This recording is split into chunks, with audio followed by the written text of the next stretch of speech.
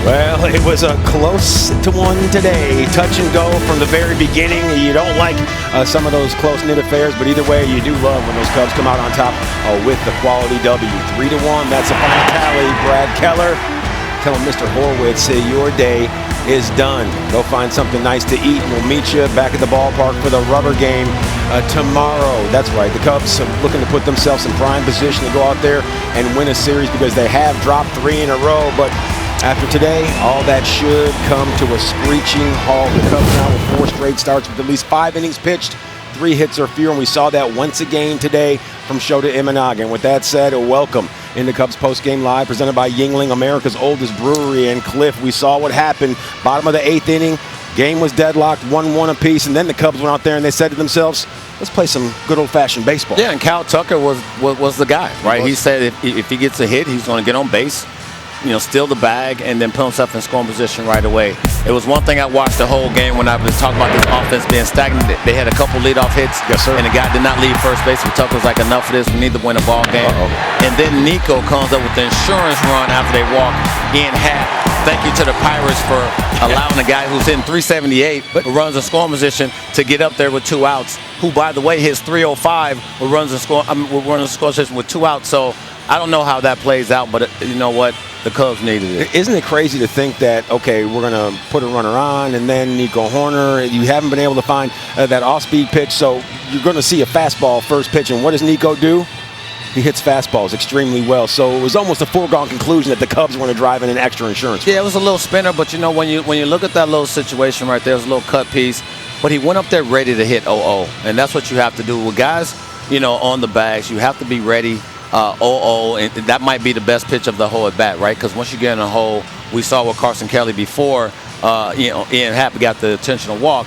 We saw him, work the count to 3-2, 3 off speeds out of the zone, and then 3 off speeds out the zone. He chases the 1 with the full count. But when you look at the overall of today, it was a little stagnant early in the game as far as guys getting on base. But you did what you had to do when you needed it. I got the big runs in the 8th. Brad Keller was ready to come in and close it out for Palencia in the 9th, and you're in the win column. Absolutely, and even though he scuffled just a little bit over the last few ball games, Kyle Tucker, he was able to put some fingerprints on this one, a pair of runs scored, and that's the reason why we're talking about this Cubs victory, and it's also the reason why King Tuck is catching up with the Leafs. Kyle, a close one today. You guys pull out the win. We had a couple of knocks, a couple of runs scored, a stolen base. How did it feel out there for you? It was good. I mean, the biggest thing is we won the game, so hopefully we can come back tomorrow and win the series and have a good night after that. So it was a good day overall. Our pitching staff's done a great job, and we just gotta score some more runs like we did today, more runs than the other team at least, and just keep it going. With the hits that you got today, how do you feel at the plate? I mean, hit's a hit. I'll take them. Obviously, we prefer more, but you just got to keep grinding through and just take them when you can. We saw that reaction from you after your first hit. Just what are you feeling there? Yeah, I got over there and I asked Javi, what do I do next? Because I feel like I haven't been over there in a while. It's been tough. So, I mean, it was nice to get on base and help us win tonight. Will you describe, though, the motion, what you were just telling me? Because I think fans will appreciate just the sense of humor and the fun that you guys are still having. Well, so it kind of started back in Houston. Michael Brantley would always go like this, like we're driving the struggle bus. So obviously he retired now, and I took over as bus driver, and I would like to not turn it into something other than a struggle bus, but it's just like a funny thing that we have. It is a funny thing. Last one, because of that, just the feeling in the clubhouse to get these wins, what does it mean right now?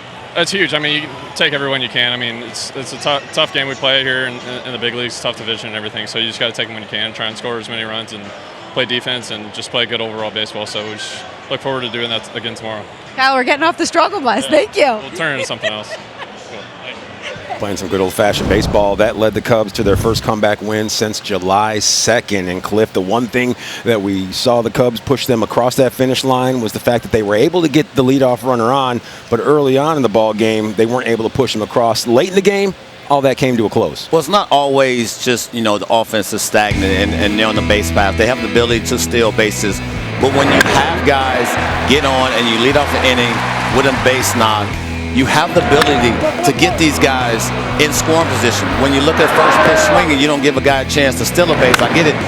Michael Bush is not going to do it. When you have innings where you have a guy like a Nico Horner on base, maybe you can't steal off a guy like Mike Burrows. Maybe he's holding you on. I get it. And stagnant, you don't want to run into outs. I understand that. But when you have an offense that's not hitting the ball at the ballpark, you're not scoring a lot of runs, you have to manufacture the best way you can. And in the 6th inning here, a nice knock by Seiya. Yes, sir. And Seiya can run the bases. So I'm saying, okay. That was off of Nicholas, who's throwing You might not steal a base. Maybe you get a hit and run. Maybe you do, maybe you don't. But you can run into outs. And I know that was with 1st and 2nd, so that was a force out any way you look at it. Then you come to the 8th, and I'm like, okay, this is a tough matchup for Tuck. I don't know if he's going to get a knock off this guy. He gets a knock. He goes, I'm not wasting time. We need to win this ball game. Takes off, gets in the scoring position, and then the big knock by Seiya, and now you got the lead. So all these things are on the up and up for a team that's been able to do this. You get an insurance run by Nico, and this is what I always say. You're playing the game the way the game should be played when you're not hitting the ball at the ballpark. Yes, you can wait for the 3-run home all you want. I get that. But when it doesn't come, you have to be able to make things happen with the ability you have in the clubhouse, and then you saw the win go on the board. So I always have to be sure when I'm saying it's not about being stagnant all the time. It's about, and it's definitely not about running to outs. Smart running, smart things, and little things will win you ball games 9 times out of 10, because a lot of teams in the game can't do that. Sure. A lot of teams are dependent on being a slug team. It's all or nothing. And hence why you'll see teams go down the drain, because they can't do the little things right. What they did today is a prime example of what they have in that clubhouse I've been harping on the last 2 weeks. What did Craig Counsell do for Kyle Tucker, sending him up there versus Evan Sisk? Because as soon as he came up to the batter's box, I was like, oh boy, normally I'm not a matchup kind of guy to say go out there and get after it. But Evan Sisk, coming from the left side, little funky, little sidewinding action, and Kyle Tucker, he put it in play. I looked over at you. My eyebrows were raised. I'm like, well, this could be the swing that gets him off the schneid. Well, you have to trust what he can bring to the table, right? He's been really good the whole season. Obviously, he's in the hole a little bit right now. He's not trusting himself. He's frustrated. You see him throwing the bats down. You see the helmet thrown into Toronto. Yeah. All these things has happened in my career numerous times. But one thing you look at with Tuck is he keeps his calm. Okay. Right? You can't be too high and too low in this game. And I know he's struggled. Our eyes don't lie, right? But I think the one thing you have to trust is he's going to give you that quality bat to give you a chance to win a ball game. And he won. And hopefully, with PCA doing what he did yesterday, 3 for 3, still in the bag, doing some things that we seen him do numerous times in the first half. And then Tuck today with the 2 knocks. You get these boys going, could be a whole different 40 games left. As a left-handed hitter, sometimes going up against an extra tough lefty, that's going to get you right back on track. It's going to keep that front shoulder closed and allow you to square up the baseball like we saw with Kyle Tucker. Well, I always say that, right? I mean, sometimes you do need that tough lefty to make you dial in a little bit more, to make you stand there with that front side, to make you not miss your pitch. And that was a dirty pitch he hit. That ball was going away from him, and he yanked it to the right side. I mean, these are the things that you really need so you can sleep better at night, get to the ballpark, be thirsty to get to the ballpark, and do it again at 1:20 tomorrow. You know who's always thirsty to get to the ballpark? What was that? Shota Imanaga. And when he gets to the ballpark, he's tipping back a nice iced coffee. When he goes and gets his coffee order, they call him Mike. But today, he was Shota, the throwing philosopher. Saw him go out there and throw the entire, not just the kitchen sink, but the entire kitchen at the Pittsburgh Pirates. Right. And that was the only mistake right there to Tommy Pham. Mr. Angry. Street. I mean, he started him with an 0-0 splitter, and I'm saying to myself, Tommy Pham's bat is speaking to, you know what, he can hit the splitter. But everything else was on point. He was down. I did jinx him with the 2 walks. That's my bad. But you threw it out there earlier, so you know what's going to happen. He's going to walk somebody. Hadn't walked nobody in 100, batters before today. Sure. But you'll take that. You'll take everything that he went out there and did. He gave you more than a chance to win a ball game. He kept you afloat pretty much all the way until they passed it over to the bullpen in the 8th inning. But when you're on this board right here at the top, look at the guys below him. Look what he's doing after a team loss. So when I always talk about stopping the bleeding, stopping the losses, Shota Imanaga is that dude for that opportunity. He's going to go out there and know what he has to do. Not 5 innings, but 7 strong. Ooh, he was dirty. That's the Cubs record. You see right there, following a team loss, Shota Imanaga. After a team loss, he's 12-1. So his remarkability continues to tick in an upward direction. Right now, it's Craig Counsell. He's chiming in, letting us know how good the throwing philosopher actually was on the hill. Craig? Yeah, he hit a great start. It was awesome. Super efficient for the first 6 innings, and they made him work They made him work pretty hard in the 7th after getting 2 quick outs, but it was a great outing. I mean, his fastball, it was located super well. I thought the sweeper was becoming really effective, and then the split was excellent today as well. So he just located stuff really, really well, and kind of kept getting him the fastball at the top of the zone, and they just it was a lot of kind of easy fly balls. Offensively, it's not necessarily one of those days where the home run is where you get it, but it was one of those days where you piece them together. Yeah, we put together some innings and put some pressure on them. First couple innings, we had some hard-hit double play balls that kind of got us out of it, but I thought the stolen base and the Tucker stolen base was a huge play. We got burned by it yesterday, but today it becomes a huge play, and we got some big hits. You seem to today play Cub baseball. What you guys had because we won? No. Yeah. Can I finish? Yeah. Cub baseball meaning you did the little things Yeah. right, and as you said many times, we have to win close ball games. Yeah, I think in the close games, and as you get later in the game, the one run can be a little more important. And we did some little things well to kind of get that extra run, and we executed some things to get that extra run.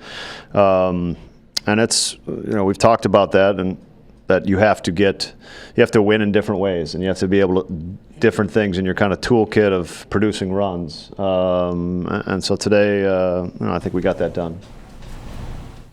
So you have been hitting really hard lately, and finally catch it. Yeah, I mean, that's after Tucker's stolen base, that's the at bat kind of we want right there, is say up there against the left-handed hitter, and he hit a couple other balls hard today, but he got one through. We had a couple balls up the middle. We got some balls through in the big part of the field, but that was obviously a big hit. What about Color? I mean, all year long he's just done the job over and over again. Not with a lot of fanfare, right? I think that's sometimes the job of a reliever. If you're not the closer, maybe it doesn't have a lot of fanfare on it. But Brad's had an excellent season, a really valuable season for us. And if there is such thing as an unsung hero for this team so far, I would definitely say I would nominate Brad for that, because he's been a big part of it, and this is a different role for him kind of starting in the season, and he's responded really well to every challenge put in front of him. Palencia was under the weather today. Really, he was sick, so he wasn't even out in the bullpen. He was getting some rest. He was not feeling good at all. When you have a guy like Brad in just the different roles, over the course of his career, he's been thrown out, like today in the 9th, I feel like that's not easy though, and what he's doing, even just coming back from everything he's come back from injury-wise, like what stands out to you just as he continues to go out there and get back to his old self?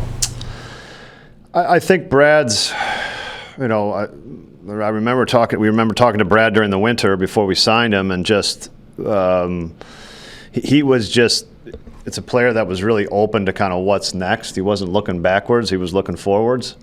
And we really believed that we had some things that we really believed he was going to be a really good major league pitcher, and we had some simple things that were going to make him a good major league pitcher, a really effective major league pitcher. We weren't sure starting or relieving at the time that we signed him. Probably thinking starting, frankly, but he's. We had a role for him. He's done it really well, and he's become a really important part of our bullpen.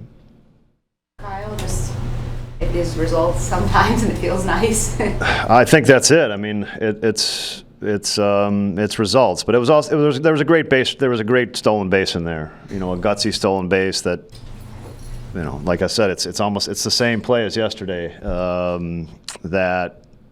We got thrown out on, and we took a risk, and Kyle took a risk and thought he had something and picked the right pitch to go on. PCA bunting there, just trying to get a runner over. That you like to see that too. Yeah, I mean, I think kind of speaks to Bruce's question and just the situation of the game, kind of the matchup we had there, and just trying to tack on that extra run. Thank you, Craig. Well, the 5th sacrifice bunt by Pete Crow Armstrong all season long, and boy, it put the boys in fantastic position to go out there and get themselves a win. 3-1, that's the final tally. Excuse me, Christopher Antonacci just corrected me. It was Pete's 6th, or I guess it was his 5th sacrifice bunt of the season. Did it right. I don't know why he had 5 fingers up and then a 1, but that signs looks like 6 where I'm from. Either way, right around the corner, we're going to let you know how good Shota Imanaga was. He was throwing up all the fingers. That's next right here on Cubs Postgame Live.